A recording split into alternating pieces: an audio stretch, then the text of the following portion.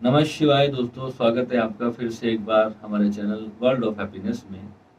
तो दोस्तों, आज एक बहुत ही गहरी बात मैं आपको बताने वाला हूँ ध्यान के बारे में कि जब भी आप ध्यान करते हो, साधना करते हो, तो उस वक्त जब काफ़ी देर गहरी तंद्रा में जाने के बाद जब आपकी रीढ़ की हड्डी बेंड होने लगती है, तो आपको लगता है कि हम बहुत गहरे ध्यान में हैं।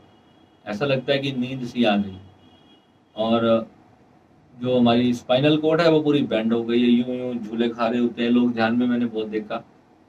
और बैठे हैं 3-3 घंटे तक, 2-2 घंटे, 2.5-2.5 घंटे तक बैठे हैं, मगर रीढ़ की हड्डी बेंड है और आंखें बंद हैं और उन्हें लगता है कि हम ध्यान में, हम ध्यान कर रहे हैं। वो ध्यान नहीं है, वो सिर्फ आप एक बैठ करके एक समझो आप रिलैक्सेशन कर रहे हो। आप जस्ट एक नींद फॉलो कर रहे हो, नींद कर रहे हो आप उस वक्त। और चाहे आपने कोई मेडिटेशन म्यूजिक लगा रखा है उस वक्त, चाहे फिर कुछ भी आप कोई मंत्र जप कर रहे हो, अगर आपकी रीढ़ उस वक्त पूरी तरह से बेंड है और आप सोए हुए हो, एक तरह से आंख बंद है आपकी, तो वो कुंडलिनी जागृत होना नहीं है, वो कुंडलिनी जागृत नहीं है। जब तक कुंडलिनी जागृत नहीं हो जाती तब तक ध्यान शुरू ही नहीं होता।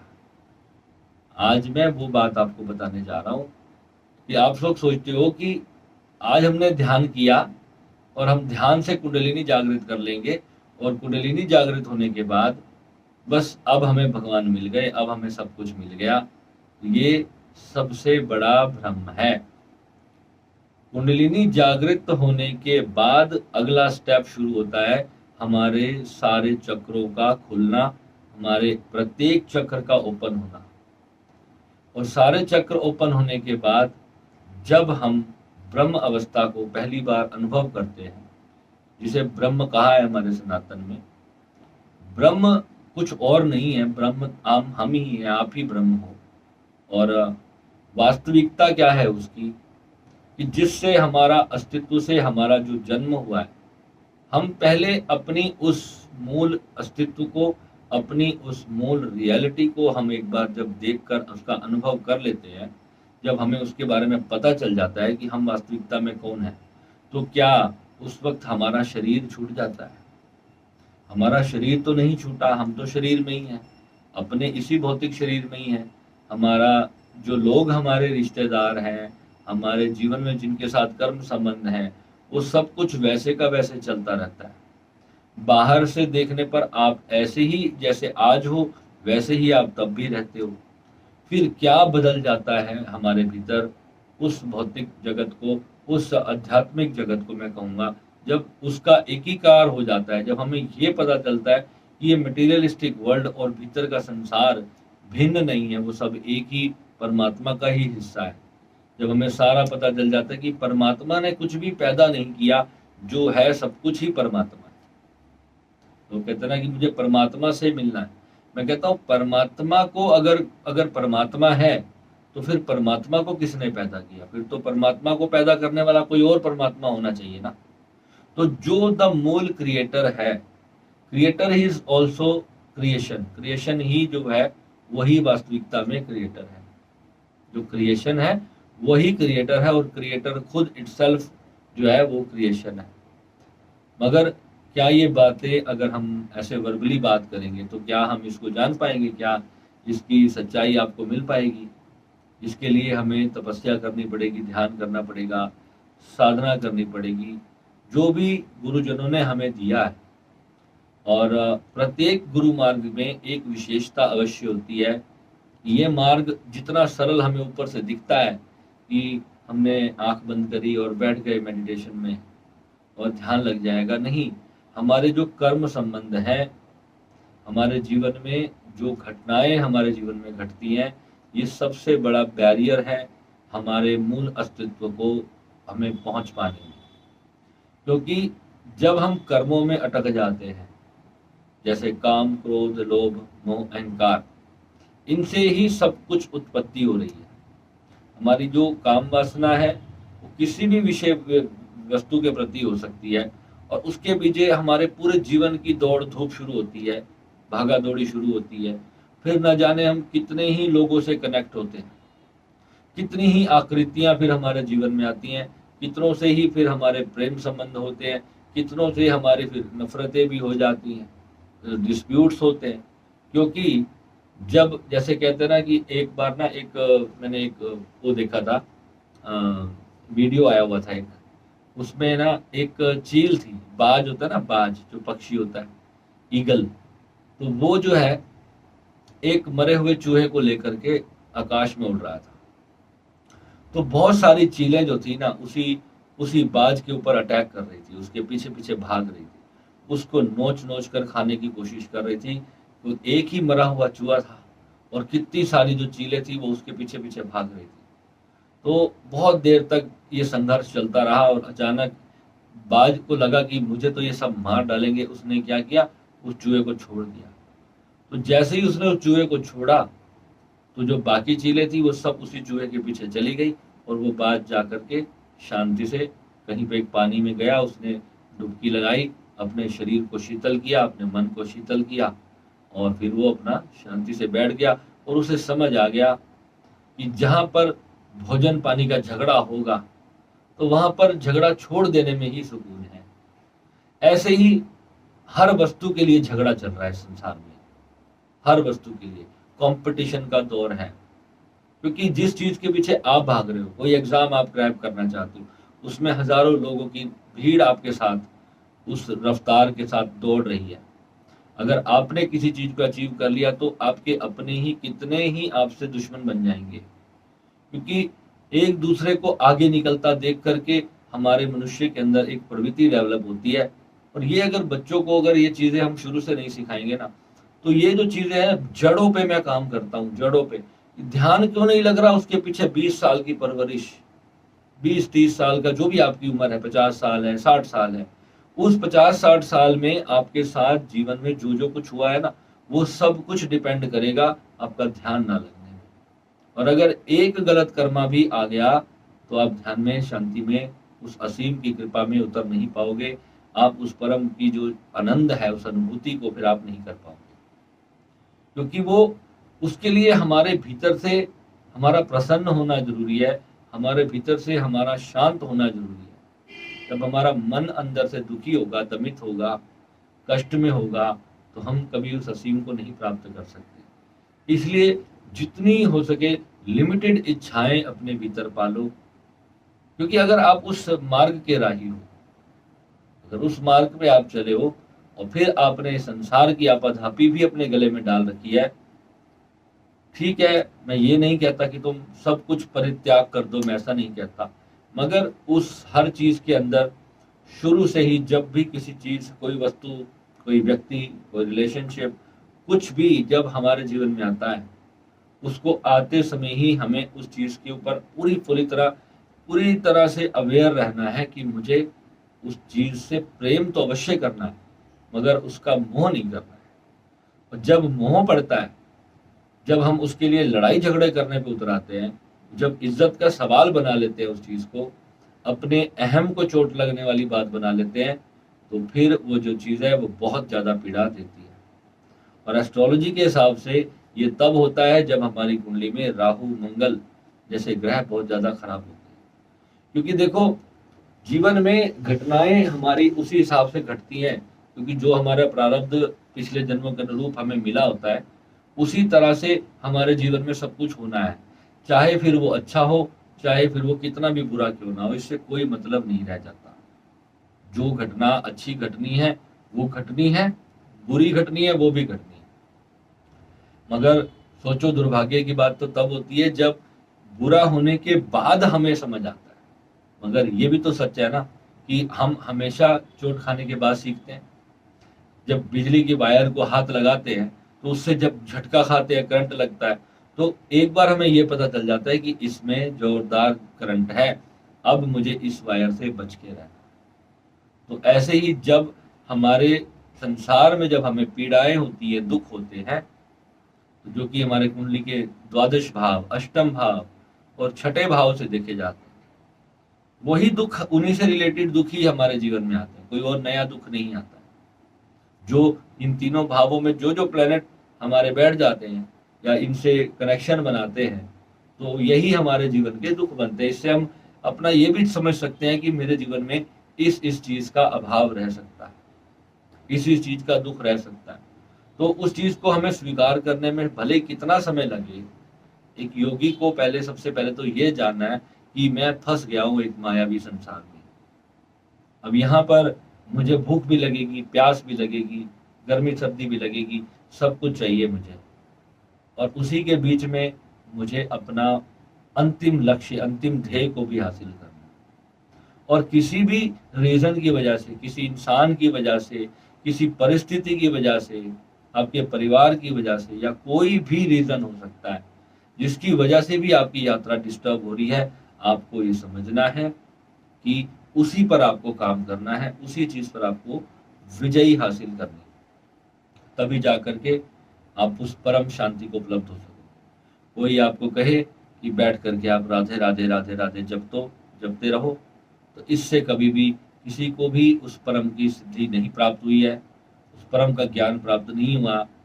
वो असीम आपको तभी प्राप्त होगा जब आप भीतर से पेट भरे हुए इंसान होगे, भीतर से आप शांत होगे, भीतर से आनंदित होगे, भीतर से प्रसन्न होगे, खुश होगे। तब जाकर के आप परमात्मा को जान सकोगे, तब जाकर के आप उसकी जर्नी पे, उसकी यात्रा पर आप चल सकोगे। एक मरा हुआ व्यक्ति जो भीतर से मरा हुआ हो, वो कभी भी उस परमात्मा की शरण में नहीं जा सकता। या फिर पूरी तरह से डैमेज जब हम हो जाते हैं, तब जाकर के हम अपने परमात्मा को सरेंडर कर देते हैं। तो जब कंप्लीट सरेंडर हमारा आता है, तो वास्तविकता में परमात्मा भी हमारे साथ बहुत सारे गेम्स खेलता है। परमात्मा का एक सिस्टम है, वो गेम खेल ही नहीं रहा है, बस ग्रह घूम रहे हैं और धरती नाच रही है।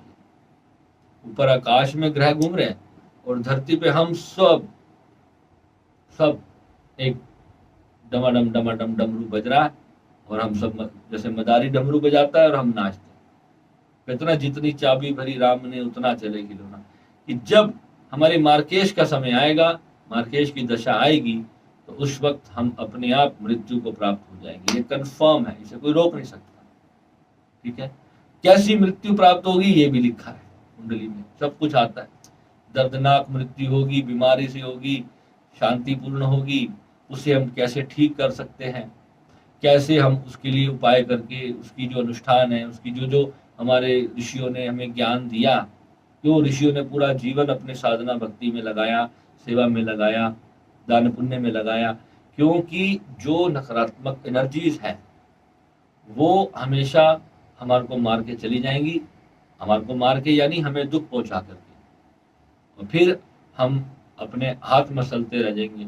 अगर हम पूरी तरह से सीखेंगे नहीं उस चीज को, इस जो रोलर कोस्टर जीवन है, इसमें कैसे अपने आप को एक बेल्ट, सुरक्षा बेल्ट लगा करके हमें कैसे बैठना है, और हमें यह भी पता है कि कितने समय तक ये उल्टा पटक रहनी है।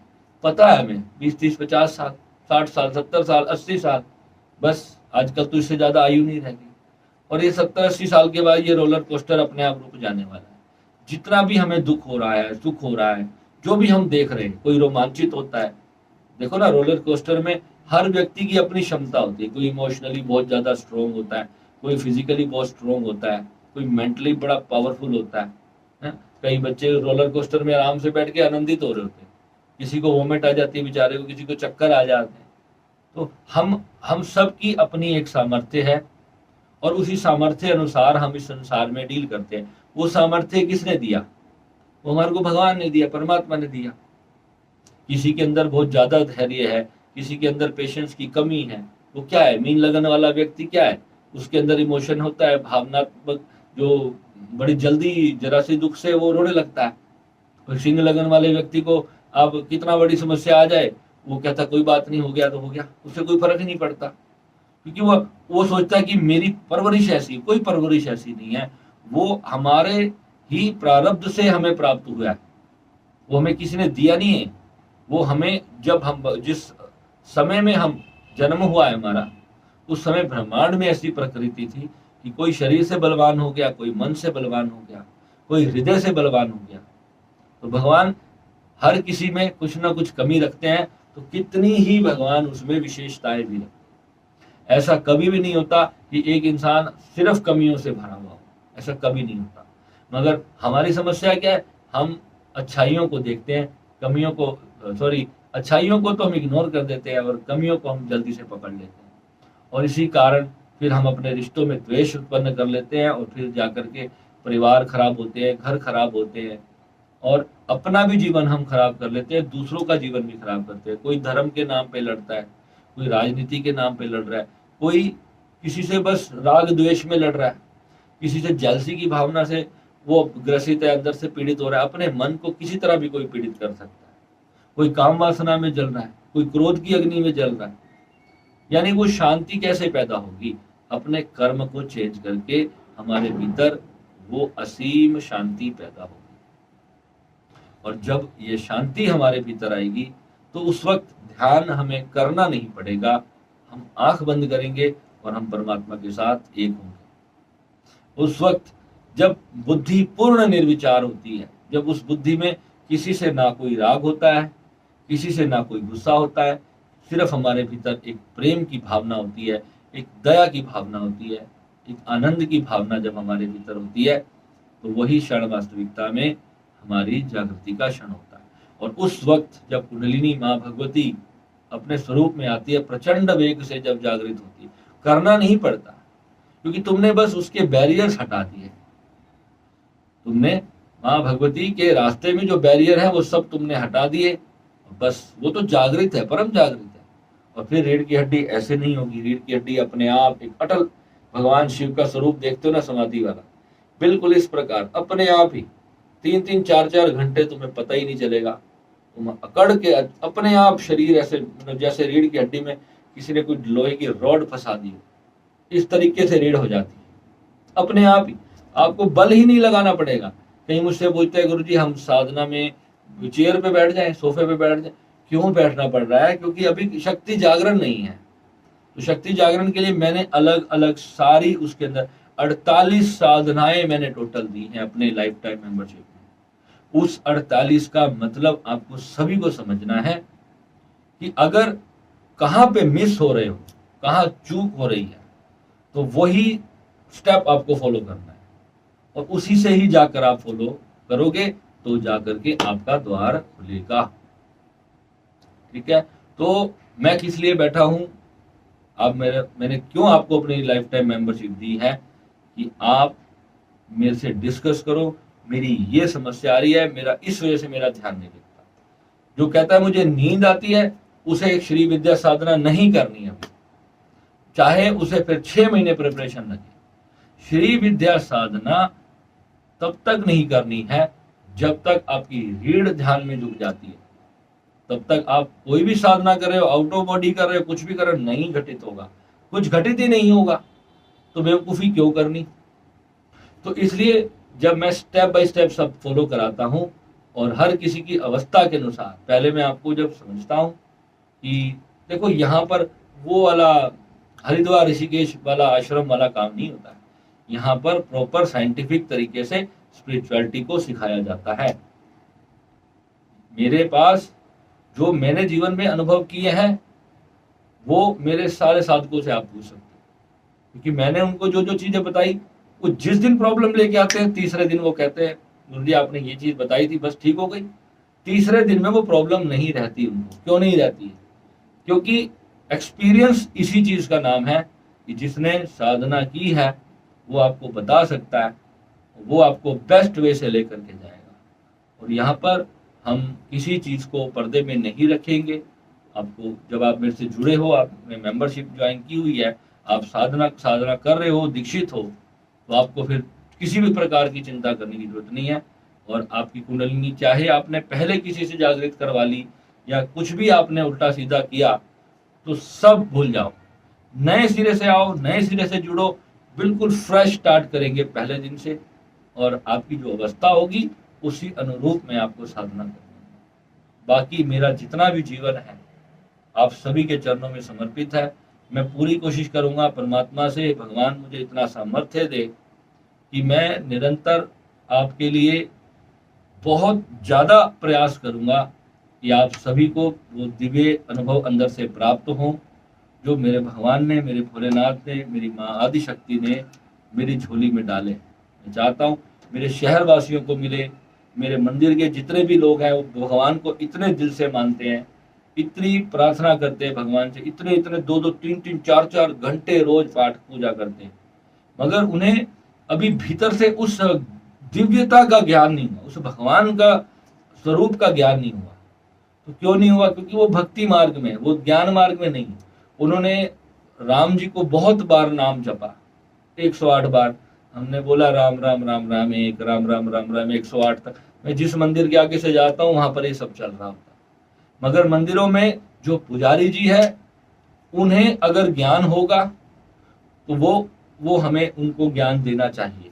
जिस दिन हम छोटे बच्चे होते हैं उसी क्षण से हमारे मंदिरों में अध्यात्म का ज्ञान होना चाहिए। अध्यात्म का भी अगर कोई कहता है कि नहीं हम आध्यात्मिक में नहीं चलेंगे, मैं कहता हूँ भाई जो तुम्हारे राम जी का शास्त्र है सबसे बड़ा, तुम्हारे राम जी का शास्त्र कौन सा है? भगवान कृष्ण राम के अवतार हैं, तो उनका सबसे बड़ा शास्त्र भगवत गीता है। मैं कहता हूँ राम मंदिर में या जहां पर भी आप बैठते हो, अपने शिव मंदिर में बैठते हो, कहीं पर भी एक दिन में एक अध्याय गीता का रोज पाठ हो, और पाठ नहीं हो उसका अध्ययन हो। पाठ रट्टू तोते की तरह उसका पाठ नहीं हो। उस भगवत गीता जी को मर्मज्ञ व्यक्ति समझाए, जिसने भगवत गीता को अपने जीवन में जिया है, उसका अनुसरण किया है, उसमें जो गहरी ध्यान विधियां छुपाई गई हैं उसे डिकोड करके जब संत आपको बताएंगे तो वो एक्चुअल रियलिटी होगी आपके जीवन की। भगवत गीता इस्कॉन वाले ले लेके घूमते हैं, जब मैं भगवत गीता करूंगा तो बस उसके बाद मेरा हृदय जानता है कि जो भी भगवत गीता को समझेगा, बहुत जल्दी मैंने सोच रखा है कि मैं भगवत गीता शुरू करूंगा और आपको डिटेल्ड में उसको मैं समझाऊंगा। भगवान ओशो ने भगवत गीता पर टीका करी है, 375 मेरे ख्याल 70 घंटे तक भगवान बोले हैं उस पर, 370-75 घंटे तक। मगर उस वक्त भी मेरे जिन गुरु भाई ने मेरे को, जब भगवत गीता की जो ओशो की भगवत गीता टीका थी उसके जब ऑडियो मेरे को उन्होंने शेयर किए थे ना, तो उस वक्त उन्होंने मुझसे एक बात कही थी कि जो ध्यान ही नहीं है वो इसको समझ ही नहीं पाएगा। वो इतनी गूढ़ है, इतनी गूढ़ रहस्य इसमें छिपे हैं कि उसे समझते समझते हमारा शायद जीवन लग जाएगा। मगर जब आप साधना कर रहे हो, आप अपने गुरु से जुड़ करके साधना कर रहे हो और आपको गुरु उसकी छोट, इतनी सी बात है भगवत गीता, इतनी सी बात है, और बस उसे 10 दिन में समझाया जा सकता है। उसके लिए हम 400 दिन और 500 दिन समय खराब नहीं करेंगे। और एक एक इतनी गूढ़ हिंदी के अंदर उसको इतना टफ करके जो ओशो भगवान ने जब बताया, तो वो ओशो सन्यासी उस चीज को समझ पाते, 100 में से 10, 100 में से 20 लोग उसे समझ पाते। कितने ही मैंने देखे हैं वो सिर्फ आश्रमों में जाते हैं, वो पार्टियां करते हैं, नाचते हैं, गाते हैं। अभी कोई फेस्टिवल हो रहा है आश्रम में, कभी कुछ हो रहा है, तो वो ध्यान नहीं चल रहा है वहां पर। ध्यान तो बस 2-3 घंटे दिन में ध्यान किया, 1-1 घंटे के ध्यान होते हैं, और बाकी का समय जो है वो सारा जो है पीठ पटांग कामों में ही लगे रहते हैं। तो वो जो चीजें है ना, वो कारण क्या है? उनके भीतर वो अग्नि नहीं है, उनके भीतर वो जो कहते हैं ना कि सब कुछ लुटने वाला है मेरा, बरसात आने से पहले मुझे घर पहुंचना है ना, तूफान आने से पहले, नहीं तो मेरा झोपड़ा उड़ जाएगा। तो गरीब व्यक्ति को जब चिंता होती है, उसके घर में छोटे बच्चे भूखे हैं और तूफान आ रहा है, उसे घर पहुंचना है तूफान आने से पहले, नहीं तो उसका कभी झोपड़ा उड़ गया। तो इसी प्रकार जब डेडिकेशन होता है ना कि मृत्यु से पहले मुझे परमात्मा को पा लेना है, नहीं तो मेरा सब उड़ जाएगा, सब बिखर जाएगा, क्योंकि ये जीवन है ये ऐसा। और एक बार पा लोगे तो उसके बाद इतना रिलैक्स फील करोगे, फिर छोटा मोटा जीवन में कुछ चलता रहेगा, उससे तुम्हारे को तकलीफ नहीं होगी, दुख नहीं आएगा। ठीक है, तो आई होप आपको ये वीडियो अच्छा लगा होगा, और जो भी मैं जितना आपसे शेयर करता हूँ आपको इसमें समझना है। इस वीडियो का मेन उद्देश्य ये है कि जब हमारी रीढ़ की हड्डी, जिसकी हमारी मेन हमने शुरुआत में बात की, उसका मकसद यही है कि अगर आपकी रीढ़ झुक रही है तो आपको ये समझना है कि अभी आपको कुछ और जागरण की आवश्यकता है, वो आपको गुरु मार्ग से ही चीजें प्राप्त होंगी। उसमें आप ये सोचोगे कि मैं कोई मंत्र जप कर लूंगा, मैं कोई क्रिया कर लूंगा, उससे आपको नहीं होगा। जब तक गुरु स्वयं आपको दीक्षित नहीं करते, शक्तिपात नहीं देते, आपको वो विधियां नहीं करवाते, तब तक जाकर के आपके कर्म को जब तक नहीं सुधारते। सबसे बड़ी बात है कि कर्म को सुधारना। आपको भीतर से जब तक प्योरिटी का लेवल जागृत नहीं होता, मां भगवती आपके भीतर जागृत ही नहीं होती। आप बाहर से तो आप पखंड कर रहे हो, कपट कर रहे हो, और भीतर से आप साधु बने हो, कोई फायदा नहीं है। मैं बाहर से बिल्कुल दुनिया को ऐसा दिखाता हूँ, महाकपटी प्रपंची मैं अपने आप को दिखाता हूँ। मेरे समाज को, मेरे शहर को, मैं सबको खुलेआम जो मेरा मन आता है मैं वो करता हूँ, मगर मेरे भीतर की जो अवस्था है वो केवल मैं जानता हूँ। क्योंकि मेरे को किसी का भय नहीं है। भय आपको जीने नहीं देता। भय आपको समाज वो भोग भी नहीं भोग पाओगे आप। भयभीत इंसान नहीं जी सकता, कुछ भी नहीं कर सकता भयभीत इंसान, क्योंकि लोगों की धारणाएं हैं। किसी साधु संत ने धारणा बना दी कि भैया नॉन वेज खाने वाला व्यक्ति कभी साधु नहीं हो सकता। कैसे नहीं हो सकता? स्वामी विवेकानंद सबसे बड़े उदाहरण है। बुद्धिज्म के अंदर, बुद्धिज्म में नॉन वेज बिल्कुल भी बैन नहीं है। तुम्हारे पंजाब के तो इतने सारे लोग हैं जो दिन रात नॉन वेज खाते हैं, तो क्या उन्हें कभी परमात्मा नहीं मिलेगा? पूरी क्रिश्चियनिटी जो है नॉन वेज खाती है, पूरे मुस्लिम लोग नॉन वेजिटेरियन हैं, तो क्या उन्हें कभी परमात्मा नहीं मिलेगा? मैं लिखित में देता हूं, उन्हें परमात्मा मिलेगा। सिर्फ सही विधि से, सही ज्ञान मार्ग पर अगर वो चल दे, उन्हें परमात्मा की प्राप्ति हो। मगर हमारे देश में भिखारी भिखारी लोगों ने आपको गलत रास्ता पकड़ा दिया, गलत डुगडुगी तुम्हारे हाथ में पकड़ा दी। मैं उनको भिखारी का ही दर्जा देता हूं। जो तुमसे भीख मांगते हैं, तुम्हें डराते हैं, तुम्हें धमकाते हैं, ऐसा करोगे तो नरक में तुम्हारे पकोड़े तलेंगे, तुम्हारा ये होगा, तुम्हारा वो। ना तो उन्होंने कभी नरक देखा है और ना ही उन्होंने कभी स्वर्ग देखा है। वो यहाँ पर ही नरक भोग रहे हैं, आगे जाकर भी नरक ही मिलना, क्योंकि यहाँ भी जीवन नरक जैसा जिया है उन्होंने, और वहां जाकर भी नरक मिलने वाला है। ये मत सोचो कि बहुत लाल पीले तिलक लगे हुए हैं तो क्या उनको स्वर्ग बैकुंठ का धाम मिलने वाला है। कहाँ बैकुंठ धाम? क्या ऊपर बेडरूम लगा है क्या कोई? जिसने अनुभव किया है ना, उससे जाकर के पूछो। और जो कहता नहीं मैंने बैकुंठ देखा है, तो उसकी भी कैसे मान लोगे, मेरी भी कैसे मान लोगे? तो माननी तो तुम्हें अपनी ही पड़ेगी ना, कि होता है या नहीं होता है। This result should come in between from you. आपके अंदर से आपका सत्य आना चाहिए। ओशो कुमार कहते थे, उधार का ज्ञान कभी मत पकड़ लेना। किसी ने किताब पढ़ ली थी, किसी ने कोई महाराज का सत्संग सुन लिया, अरे भैया ब्रह्म हूं मैं, तो ब्रह्म ब्रह्म सारे ही ब्रह्म है। मगर जब तक आपका ब्रह्म नहीं आपको दिखा, तब तक सब बातें बकवास हैं। तब भगवान का दंड भी मिलेगा आपको, बहुत बड़ा दंड मिलेगा। उस दिन एक कथा आ रही थी मेरे पास। एक व्यक्ति ने ना, भगवान की एक लकड़ी की मूर्ति थी, तो उसने क्या किया, उसको ठंड लग रही थी बहुत ज्यादा, तो भगवान की लकड़ी को, मूर्ति को आग लगा दी, और आग लगा करके उसको सेकने लगा। तो आसपास के लोग बड़े भयभीत हो गए। उन्होंने पूछा, अरे महाराज ये क्या कर रहे हो आप? कितना बड़ा घोर पाप कर रहे हो, भगवान की मूर्ति को जला करके तुम हाथ सेक रहे हो। उन्होंने कहा, मेरे लिए तो ये पूरा ब्रह्मांड ही भगवान है। इस पेड़ से लकड़ी काट के लाता, तो उसमें भी भगवान, उसमें भी पूरा परमात्मा है। तेरी मूर्खता है कि तू इस छोटी सी मूर्ति में परमात्मा को देख रहा है।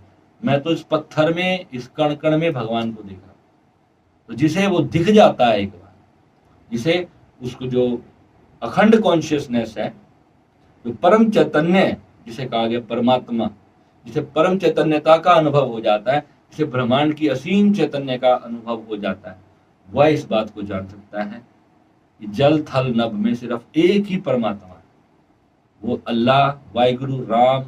आप उसे कितने भी नाम दे लो, उससे कोई फर्क नहीं पड़ता। चाहे आप टोपी लगा लो, चाहे आप जनेऊ डाल लो, नथिंग मैटर्स। वो एक है। तुम्हारे भीतर ही वो सब काम कर रहा है, तुम्हारे भीतर। और ये सत्य उजागर तभी होगा जब बचपन से तुम्हारी जड़ों में तुम्हारे बड़े बुजुर्ग उस बात को डालेंगे, उस मार्ग पर तुम्हारे को अनुसरण करवाएंगे। और अगर तुम बनाओगे भैया इंस्टा पे वीडियो की रील्स और ये सब, और इसी चीजों में लगे रहोगे, नंगे पुंगे डांस करते रहोगे, तो ये डांस करते करते एक दिन मर जाना है, खाली चले जाना है इस दुनिया से, फिर कुछ प्राप्ति करके नहीं जाना है, कुछ बड़ा, कुछ कहते हैं ना जिसे कुछ वैभवशाली प्राप्त करना है।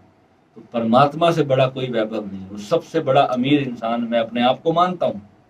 मैं समझता हूँ मैं बहुत अमीर हूँ, बहुत अमीर, क्योंकि इतनी असीम दौलत है मेरे पास, मेरे भीतर। उस दौलत का कोई खरीद ही नहीं सकता। तुम अपने पूरे ब्रह्मांड की संपत्ति मुझे दे दो और कहो कि मेरे भीतर जो मुझे है वो मैं तुम्हें दे दूं, मैं दे नहीं सकता, क्योंकि वो तुम्हें अर्जित करनी पड़ेगी भीतर से। कैसे अर्जित करनी है वो मैं आपको जरूर बता सकता हूँ। हमारे मार्ग में कुछ भी प्रतिबंधित नहीं है। आपका जीवन जैसा है वैसा ही आप जियो, कुछ भी आपको दमित करने की आवश्यकता नहीं। बस किसी का बुरा नहीं करो, प्रेम करो, मस्ती रहो, खुश रहो, खुशियां बांटो। बस इतना सा छोटा सा मेरा मेरी वो है, क्या बोलते हैं उसका, लाइसेंस है, उसमें एंट्री करने का, तब जाकर के वो दरबार खुलता है। ओके, तो आई अब लंबा नहीं करते वीडियो को, फिर मिलूंगा अगले वीडियो में कोई और जानकारी के साथ।